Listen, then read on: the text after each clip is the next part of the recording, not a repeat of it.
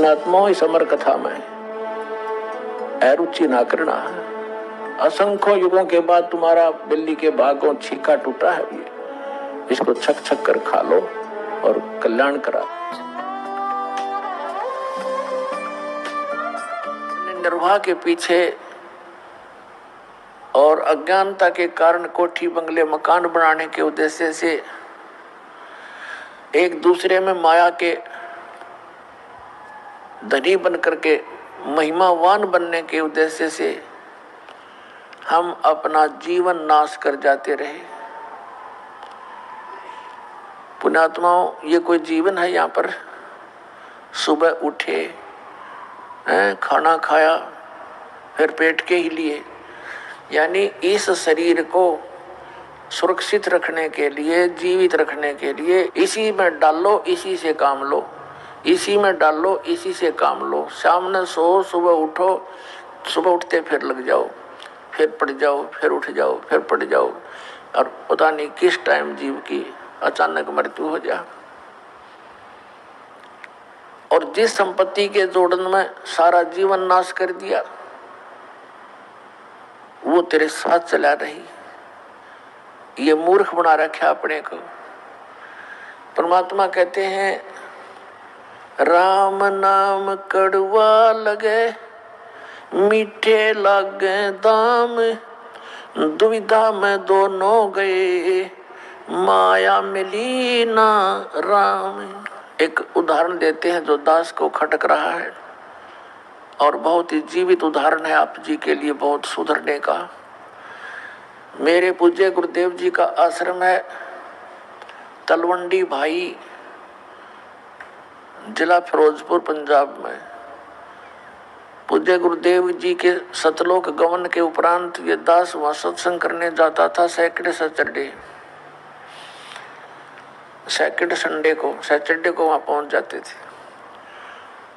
तो वहां के जो भक्त थे, गुरुदेव के जो शिष्य थे, उनका कोई रिश्तेदार वहां, कोई वृद्धा गुजर गई थी, बुढ़िया की मृत्यु हो गई थी।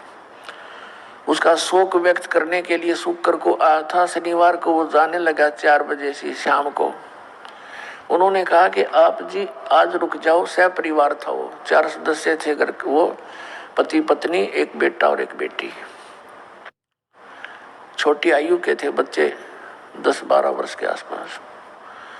उनसे कहा कि आप आज रुको रात्रि में, और सुबह सत्संग सुन के जाना।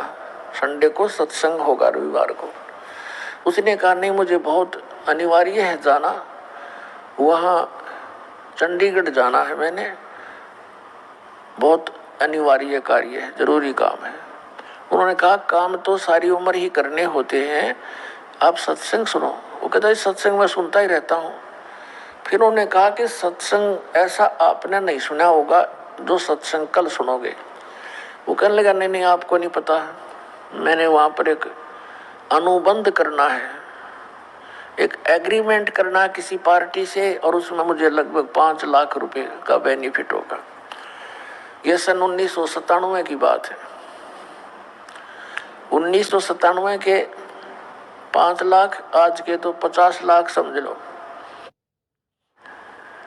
बहुत समझाया पर माना नहीं, चला गया। अंबाला के पास एक बजरी का भरा हुआ ट्रक खड़ा था, बजरी का भरा हुआ। वो किसी कारण से उसके डिफेक्ट हो गया था, और उसको जैक लगा रखा था, पिछले व्हील निकाल रखे थे, जैक पर खड़ा था। और उसने तो उसमें वो 5 लाख दिखाई दे थे, कुछ ना दिखा आगे पाछे। और वो मारुति कार में 4 सदस्य थे। वह पूरी स्पीड से गाड़ी उस ट्रक के नीचे घुस गई। वो ट्रक पड़ गया, लगते हैं पहले तो समझ लिया होंगे झटके में, और पूरे के पूरे गाड़ी समेत वहां दब गए उस ट्रक के नीचे, और 4 मर गए। अब चाट ले उन 5 लाख के बेनिफिट ने, सिर पर दर कर नाच ले।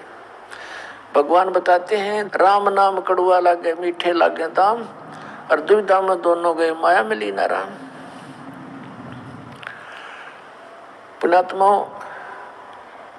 परमात्मा से डरकर जो प्राणी चलेगा, यदि वो नालायक आदमी रुक जाता रात को, उसकी वह बला टल जाती, भगवान का सत्संग सुनने को मिलता, और कभी प्रेरणा भी हो जाती नाम से जुड़ने की। क्योंकि सत्संग में आने से हमारे अंतःकरण के मैल नाश होते हैं, हमारे ऊपर पाप चढ़े हुए होते हैं, जिस कारण से परमात्मा में अरुचि बन जाती है। तुलसी पिछले पाप से हरि चर्चा ना भावे, जैसे जबर के बेगते भूख विदा हो जावे। जैसे मलेरिया जबर के व्यक्ति को भूख नहीं लगती, कुछ खाने की चेष्टा करता है, रोटी आहार प्रतिदिन खाने वाला पदार्थ भी कड़वा महसूस होता है, उसको देखने की भी रुचि नहीं बनती। काजू सेब संतरे भी उसको अस्वादिष्ट लगते हैं। पुण्यात्माओं, न काजू कड़वे हैं, न मनुखा दाख कड़वी है, ना वो आहार रोटी कड़वी है। उसके शरीर की व्यवस्था बुखार ने खराब कर दी। उस जवर के प्रभाव से उस व्यक्ति को वो स्वादिष्ट वस्तु भी कड़वी महसूस हो रही है। अब उसका ट्रीटमेंट क्या है कि कड़वी कुनीन ही खानी पड़ेगी, ना चाहते हुए फांकी मारनी पड़ेंगी उन कड़वी गोलियों की, और फिर वो जवर कम होगा। जितना जवर कम होता चला जाएगा उतना ही भूख लगती चली जाएगी। और पुण्यात्मा, एक दिन उसको इतनी भूख लगती है जब वो स्वस्थ हो जाता है, लुखी सूखी रोटी भी, सब्जी भी ना हो, कहता घर वालों को दे दे जैसी है, और खा जाता 3-4 रोटी बगैर किसी सब्जी आदि के स्वाद बनाए बिना ही खा जाता। इतनी भूख लगती है। पहले उसको एक ग्रास भी मुख की तरफ करना दूभर हो गया था। इसी प्रकार परमात्मा हमें याद दिलाते हैं कि जैसे पाप कर्मों के कारण आपकी आत्मा पर जवर हो गया, आप जी को ये राम नाम की इतनी मीठी वस्तु, इतनी स्वादिष्ट, ये आज कड़वी लगे, अच्छी नहीं लगती। इसका इलाज क्या है, उपचार क्या है कि आप जी ना चाहते हुए भी सत्संग सुनना पड़ेगा। मन नहीं मानता है क्योंकि वो तो जवर है, लेकिन जवर को उतारने के लिए रोटियों से भी कड़वी गोली खानी पड़ी, तो इसलिए आप जी ने सत्संग सुनना पड़ेगा, चाहे बैठ जा, जबरदस्ती बैठा रहे वहां पर। और फिर क्या होता है, ये परमात्मा की अमर वाणी है, और पूरे संत के द्वारा जब ये उच्चारण की जाती है उनका असर न्यारा होता है। एक आम आदमी तो रोज पढ़ रहे वाणियों ना, किससे का असर नहीं।